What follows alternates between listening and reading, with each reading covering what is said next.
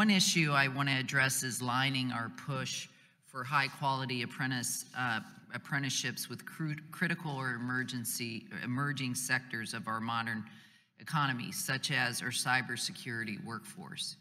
I'm proud to have introduced the Cyber Ready Workforce Act with Representative Stefanik.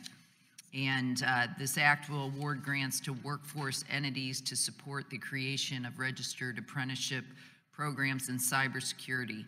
Specifically, this registered apprenticeship program would include industry-recognized certification in cybersecurity and encourage stackable and portable credits. Secretary Robinson, I was interested to read through your testimony on particular industries and occupations that were once considered non-apprenticeable. You referenced new innovations in registered apprenticeship and the culture shift in how instruction is provided to those apprentices. Can you walk us through the strategy that your state used in bolstering apprenticeship programs in formerly non-traditional areas such as information technology and cybersecurity? Sure, thank you.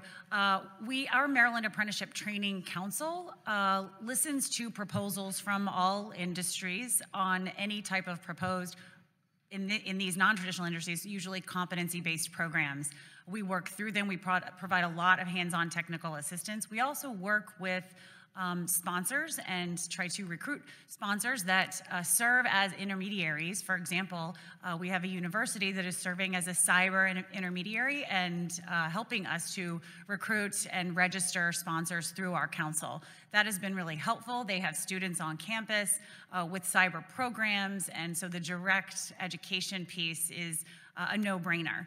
I would say that in competency-based programs, these types of non-traditional industries didn't used to look at as apprenticeship as a model because they didn't like the longer time frame. They wanted to see the specific skill attainment, and they are willing to stick with someone a little bit longer if it takes them a little bit longer, and they'd like to see if someone can pass certain levels of those skill attainment sooner. They can push them right into earning more wages.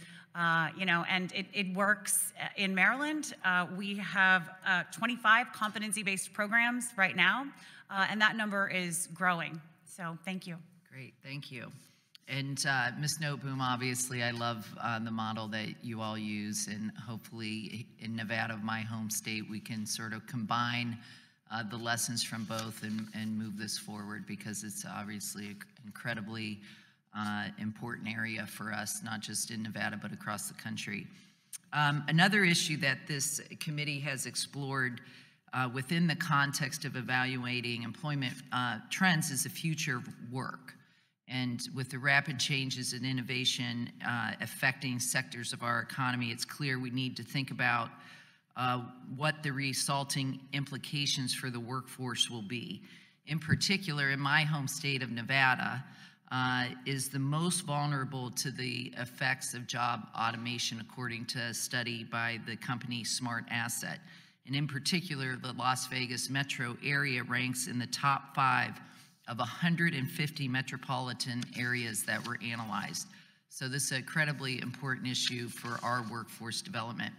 And my question would be to both you, Secretary Robinson and Dr. Foy, in terms of your workforce development strategies, including bolstering apprenticeship opportunities, can you explain to what extent you have taken into account any data or analysis concerning automation or other job-related risks to specific occupation categories? I'll start. It's actually one of the driving forces, I think, behind some of our new industries' interest in apprenticeship. We started talking about it as a delivery model, not as something reserved exclusively for the trades.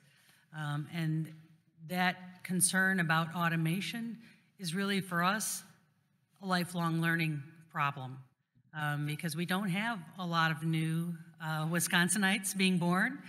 We don't have a lot of new Wisconsinites graduating from high school, certainly not at the levels that we have had in the past.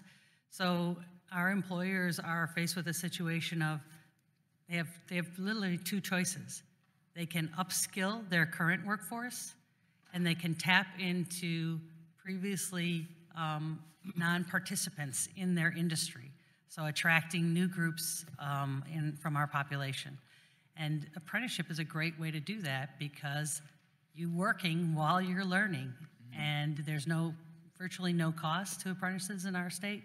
So it's actually how we're addressing the automation, is that we are giving our incumbent workforce the skills they're going to need to run those machines instead of doing the work the machines are doing.